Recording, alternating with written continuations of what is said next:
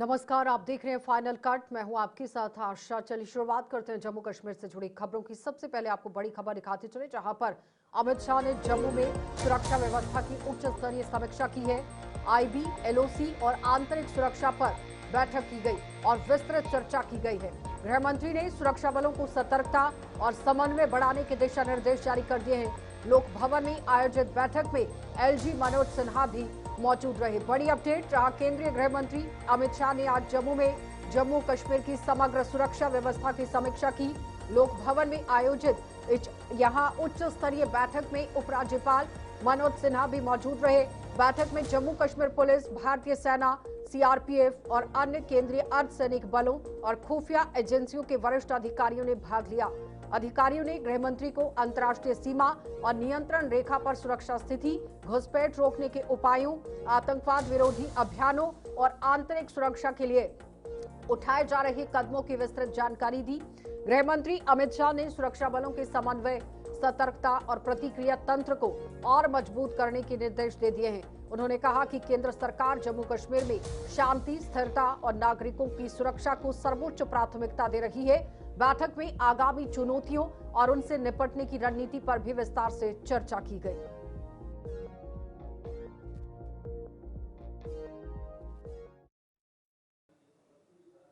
एक और बड़ी खबर आपको दिखाते चले, जहां पर केंद्रीय गृह मंत्री ने आईबी का भी दौरा किया है। ये बड़ी अपडेट, जहां पर बीएसएफ जवानों से मुलाकात की गई। सुरक्षा के हवाले को लेकर आप देखिए किस तरह से समीक्षा बैठक करने का दौर शुरू कर दिया गया। सीमा सुरक्षा के लिए 6 कल्याणकारी योजनाओं का भी वर्चुअली उद्घाटन किया गया।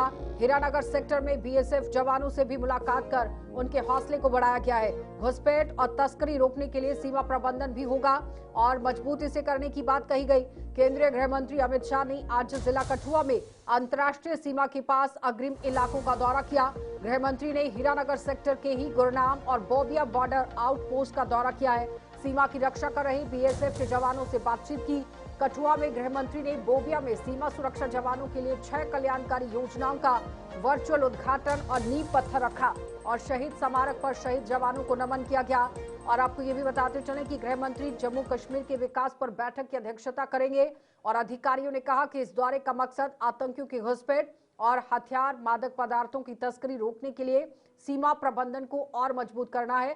पिछले 2 हफ्तों में कठुआ, उधमपुर और किश्तवाड़ जिले में जैश ए मोहम्मद के 4 कुख्यात आतंकियों पर मार गिराने जैसे आप देखिए एक बड़ी कार्रवाई की गई। आतंकियों को मौत के घाट उतारा गया, मार गिराने जैसी सख्त कार्रवाई भी की गई।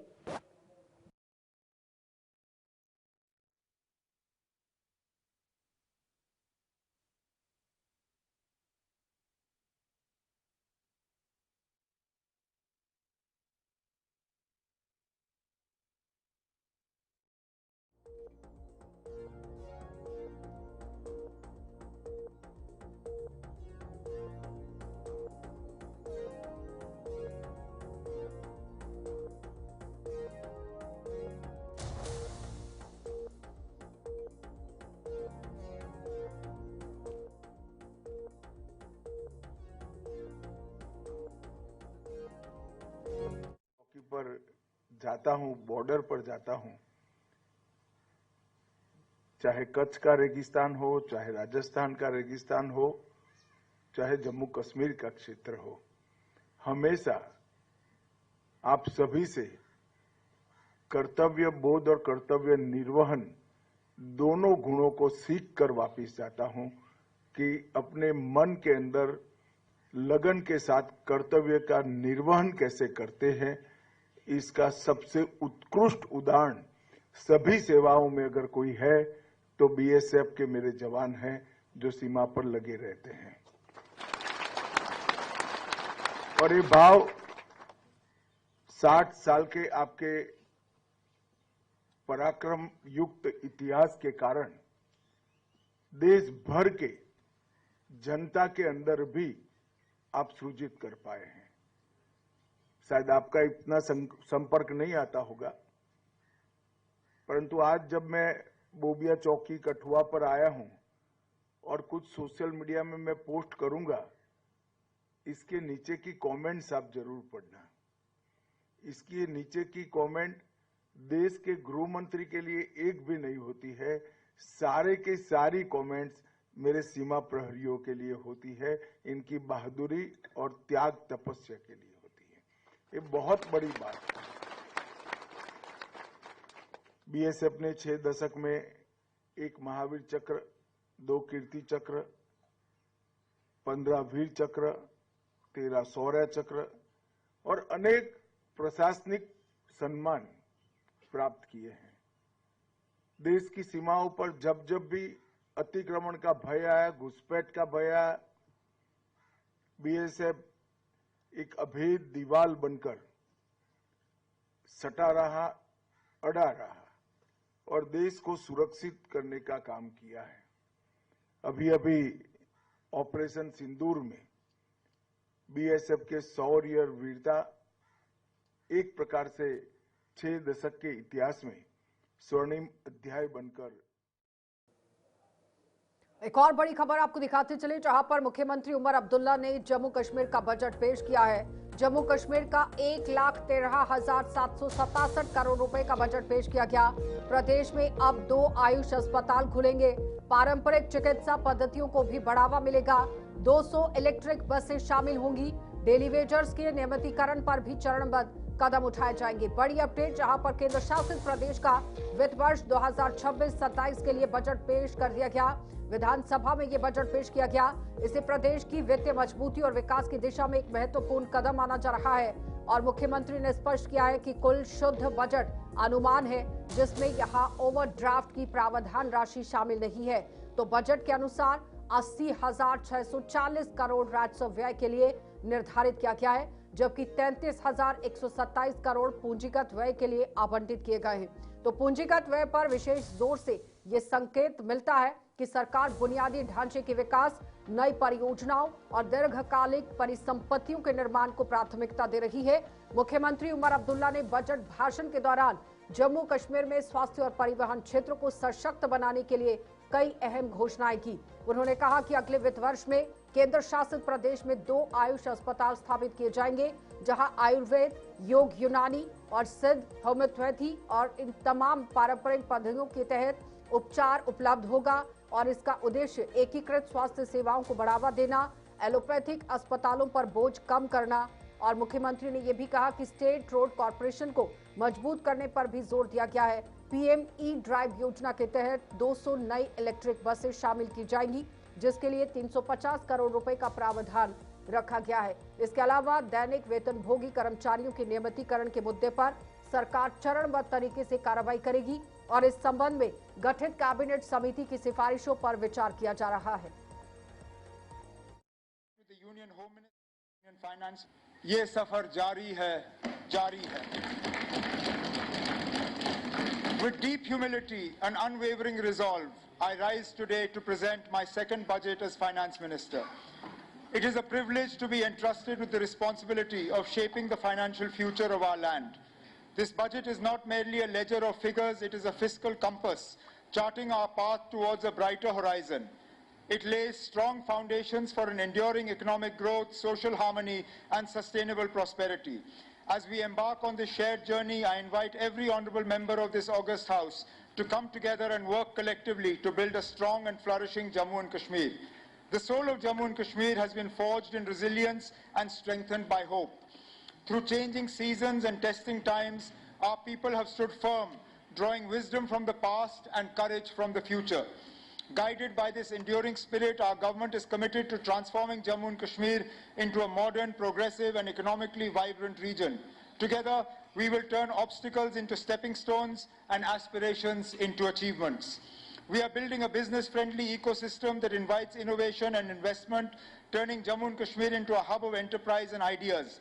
This vision has been shaped through wide-ranging consultations with elected representatives, industry leaders and stakeholders. Their voices have enriched this budget and ensured that it remains people-centric. By engaging directly with every member of this House, we have laid the cornerstone of a new culture of participatory governance. The past year has been nothing but challenging for Jammu and Kashmir and for the entire nation. At the national level, we have seen our growth path suddenly challenged by geopolitical challenges. While the national economy is accelerating at 6 to 8% growth rate, we see our access to global markets being constrained by trade fictions. Even in Jammu and Kashmir, just as our economy was consolidating with renewed vigor, the barbaric terrorist attack at Pahalgam and its aftermath shocked us. The devastating floods in August and September have severely battered the Jammu region. These two calamities have further accentuated the fiscal challenges before us. All the sectors of economic activity, including tourism, handicrafts, horticulture and agriculture, are badly affected. There is substantial loss of jobs and business in all sectors, leading to financial distress on families. For addressing these challenges, substantial financial resources and continued support from the central government are essential. My government actively engaged with the central government to resolve our fiscal issues. I met with the Union Home Minister and Union Finance Minister on multiple occasions. I am pleased to share that the central government has remained cognizant of our difficulties and consistently supported us through special assistance, for which we are grateful. Last year we had started the free bus service for ladies. I propose to extend this year. I propose to extend the free government transport facility to persons with disabilities. This initiative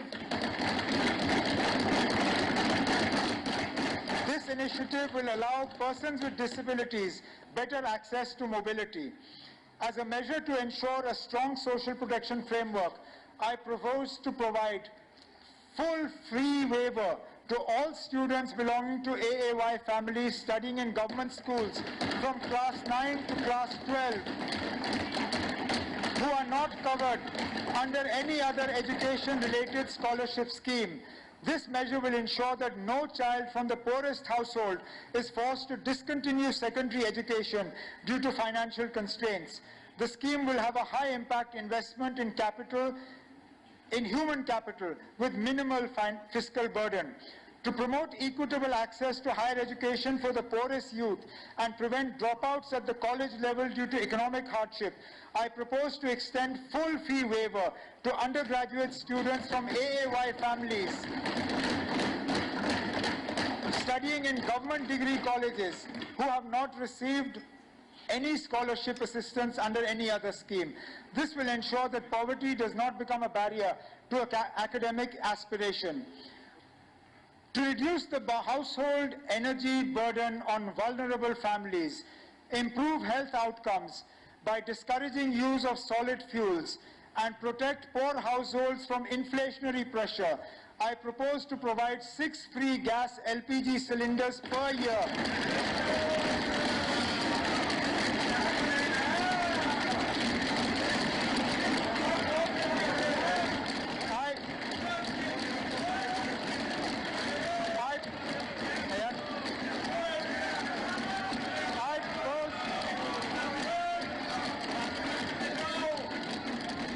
I propose to provide 6 free LPG gas cylinders per year to all AAY households of Jammu and Kashmir, covering the poorest of the poor. The scheme represents a direct cost of living relief for most deprived sections. The total net budget estimates for fiscal 26-27 are 1,13,776 crores, excluding the provision for ways and means advances and overdraft.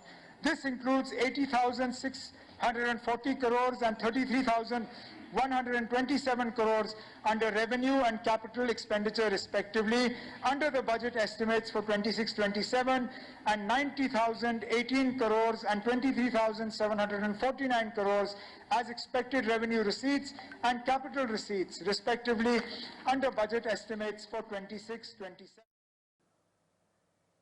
एक और बड़ी खबर आपको दिखाते चले, जहां पर budget के बाद सीएम का रिपोर्ट कार्ड भी देखिए किस तरह से सामने आया, जिसमें चुनौतियों का जिक्र किया गया।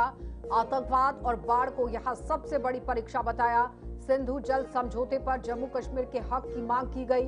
तुलबुल प्रोजेक्ट और चिनाब का पानी मोड़ने पर भी पैरवी की गई है। ये बड़ी अपडेट, जहां बजट पेश करने के बाद प्रेस कॉन्फ्रेंस में अपनी सरकार का रिपोर्ट कार्ड पेश किया गया। उन्होंने आतंकवाद और प्राकृतिक आपदाओं को अपने कार्यकाल की सबसे बड़ी चुनौती बताया।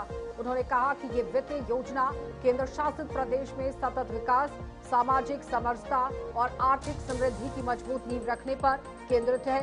और मुख्यमंत्री ने विशेष रूप से पहलगाम आतंकी हमले 2025 में जम्मू क्षेत्र में आई हुई भीषण बाढ़ के बाद पैदा हुए हालातों का जिक्र करते हुए कहा कि ये उनकी सरकार के लिए सबसे कठिन समय था।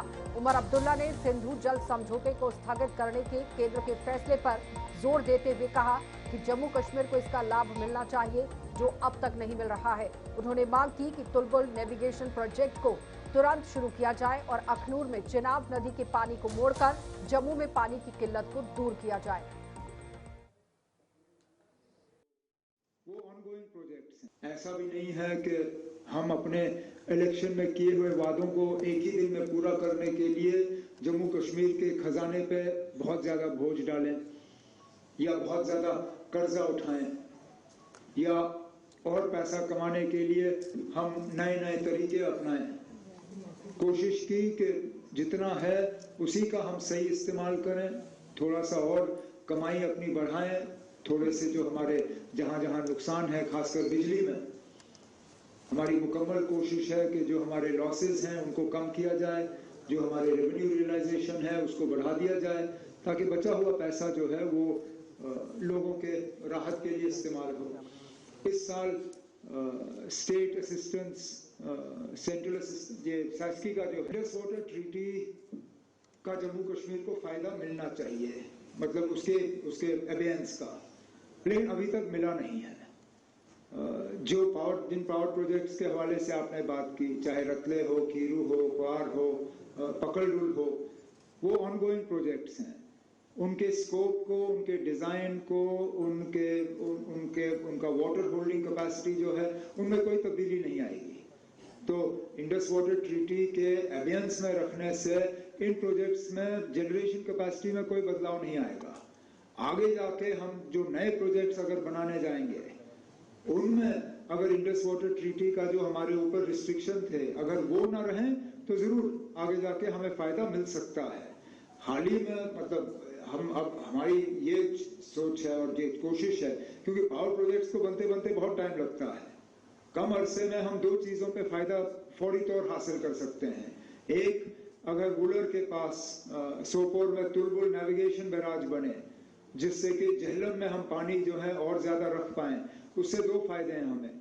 एक तो जहलम को हम नेविगेशन के लिए इस्तेमाल कर पाएंगे, वुलर को हम बचा पाएंगे, और डाउनस्ट्रीम जितने भी हमारे हाइड्रो प्रोजेक्ट्स हैं, लोअर जहलम, उड़ी 1, उड़ी 2, इनमें जनरेशन कैपेसिटी।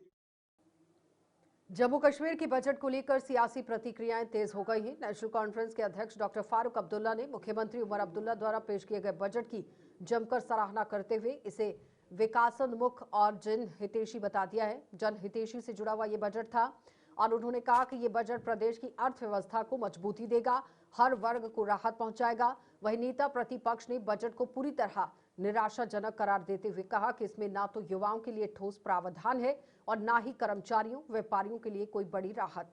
पीडीपी ने भी बजट की आलोचना करते हुए इसे दुर्भाग्यपूर्ण बताया और कहा कि सरकार जनता की उम्मीदों पर खरी नहीं उतरी है। दूसरी ओर नेशनल कॉन्फ्रेंस के विधायक तनवीर सदीक ने विपक्ष की आलोचना को राजनीति से प्रेरित बताते हुए बजट को ऐतिहासिक कदम बताया। बहुत अच्छा, अल्हम्दुलिल्लाह, बहुत शुक्र है अल्लाह का कि लोगों के लिए राहत है, हर तरफ से राहत। इस बार उम्मीद थी कि इस बार कुछ सच में बजट में प्रोविजन रखा हुआ होगा किसी भी वर्ग के लिए, लेकिन मैं बड़ी बदकिस्मती के साथ कह रहा हूं, बहुत बड़ा दुर्भाग्य है जम्मू कश्मीर की जनता का। जिस मुख्यमंत्री से एक तरफ आशा और उम्मीद की किरण थी, आज हर वर्ग को, जम्मू कश्मीर के हर वर्ग को उनकी उम्मीदों पर पानी फेरा है इस मुख्यमंत्री साहब ने। Old wine in new bottles, her front पे फेल होने वाली सरकार। पिछले वर्ष के सारे वादे आज उन्हीं को दोहराया गया। अगर कहीं पे सफलता दिखी सरकार की, वो केंद्रीय योजनाओं में थी, सेंट्रल स्पॉन्सर्ड स्कीम्स में थी। मोदी जी का गुणगान जो मोदी सरकार द्वारा जम्मू कश्मीर प्रदेश को बजट आवंटित किया गया है, वही एक आशा और उम्मीद इस बजट में दिखी। मैं सबसे बड़ा दुर्भाग्य इस सरकार का इसमें मानता हूं, जो कैपिटल अमाउंट होता है एक्सपेंडिचर ना के बराबर है। यह सरकार की गंभीरता को प्रस्तुत करता, बड़ा अजीब लग रहा है हमें। डेली वेजर्स के लिए कोई कंक्रीट पॉलिसी नहीं।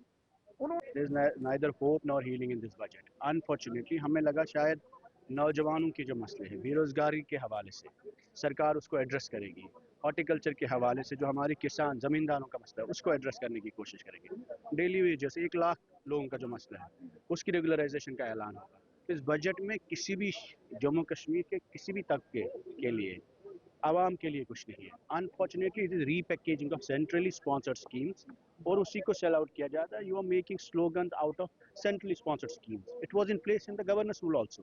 What is your government's initiatives? लेकिन मुझे लगता है जो अपोजिशन बोर्ड है पढ़ाई के बगैर, पढ़ा है नहीं इनने। 10 मिनट में वो कोई 30 मार खान नहीं है कि 10 मिनट में वो बजट पेश करे।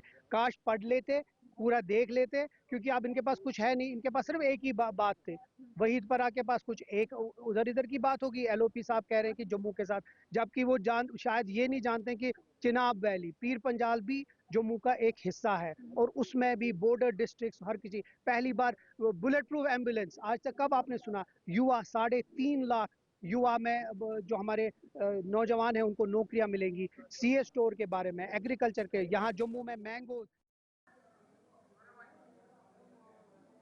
भारतीय जनता पार्टी की राष्ट्रीय महासचिव तरुण चुग ने मुख्यमंत्री उमर अब्दुल्ला द्वारा पेश किए गए बजट की कड़ी आलोचना की। जम्मू में आयोजित प्रेस कॉन्फ्रेंस के दौरान चुग ने कहा कि ये बजट जम्मू कश्मीर की जनता की उम्मीदों पर खरा नहीं उतरा है और लोग अपने को आप देखिए ये अपने आप को ठगा हुआ महसूस कर रहे हैं। उन्होंने आरोप लगाया कि बजट में ना तो युवाओं के लिए ठोस प्रावधान है और ना ही विकास की स्पष्ट रूपरेखा दिखाई दे रही है। तरुण चुग ने कहा कि यहाँ केंद्र सरकार जम्मू कश्मीर की समग्र विकास के लिए प्रतिबद्ध है और विकास और सुरक्षा के मुद्दे पर किसी भी तरह का समझौता नहीं किया जाएगा। उन्होंने दावा किया कि भारतीय जनता पार्टी के हितों की आवाज उठती रहेगी और यहाँ प्रदेश को प्रगति की राह पर आगे बढ़ाने के लिए हर संभव प्रयास भारतीय जनता पार्टी करती रहेगी। जम्मू कश्मीर का बजट टाएं फिस बजट है। अगर 100 में से कोई नंबर देने की बात हो तो -10 मैं नंबर दूंगा। जो प्रधानमंत्री श्री नरेंद्र मोदी जी ने केंद्रीय बजट में जम्मू कश्मीर के लिए दिया, उसके अलावा उमर अब्दुल्ला जी ने जम्मू कश्मीर की जनता को कुछ ना देके निराश किया है और जम्मू कश्मीर की जनता उमर अब्दुल्ला जी द्वारा पेट्रोल व डीजल के माध्यम से जो उनकी जेब काटी गई है उससे बहुत अपने आप को लूटा हुआ मान रही है कि जम्मू कश्मीर के मुख्यमंत्री ने कुछ देने की बजाय जम्मू कश्मीर के जनता पर बोझ डालने का काम। देश के गृह मंत्री अमित शाह जी लगातार प्रधानमंत्री मोदी जी के जम्मू कश्मीर के विकास विश्वास के एजेंडे को आगे बढ़ाने के लिए लगातार आते हैं और यहाँ की ग्राउंड रियलिटीज भी जानते हैं, ग्राउंड पर खुद भी जाते हैं। तो जम्मू कश्मीर में लोक जनशक्ति पार्टी रामविलास का जनाधार लगातार मजबूत होता जा रहा है। पार्टी की प्रदेश अध्यक्ष रफीक मलिक की अध्यक्षता में आयोजित एक कार्यक्रम के दौरान दर्जनों युवाओं और महिलाओं ने पार्टी की सदस्यता ग्रहण की। इस अवसर पर रफीक मलिक ने नए सदस्यों का स्वागत करते हुए कहा कि पार्टी की जनहितकारी नीतियों और जमीनी सतह पर ही यहां सक्रियता से प्रभावित होकर बड़ी संख्या में लोग पार्टी से जुड़ रहे हैं और उन्होंने कहा कि लोजपा रामविलास बेरोजगारी, युवाओं के लिए भविष्य और महिलाओं की सशक्तिकरण जैसे मुद्दों को प्राथमिकता से उठाती है। मलिक ने बताया कि आने वाले दिनों में श्रीनगर में जिला स्तर पर प्रतिदिन कार्यक्रम आयोजित किए जाएंगे, जिनके माध्यम से पार्टी की नीतियों और कार्यक्रमों को आम जनता तक पहुंचाया जाएगा। आज देखा कि आपने यहाँ पे बढ़ चढ़ के जो ज्वाइनिंग की, सबका वेलकम करते हैं। पूरी सरदार साहब हमारे जो स्टेट के जनरल सेक्रेटरी हैं, इनका शुक्रिया अदा करते हैं क्योंकि इनकी तरफ से आज पहल अच्छी हुई। यहाँ जम्मू में बहुत से लेडीज़, जेंट्स, लड़के, बच्चे सब ने ज्वाइन किया, बड़ी खुशी की बात है।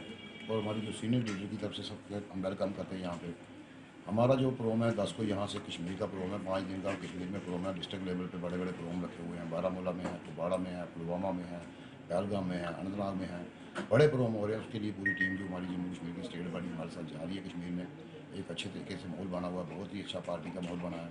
और जम्मू में भी हमारे जो भाई लगे हुए हैं इस टाइम मेहनत कर रहे हैं, सारे मिलजुल के पार्टी को बढ़ाने का काम कर रहे हैं।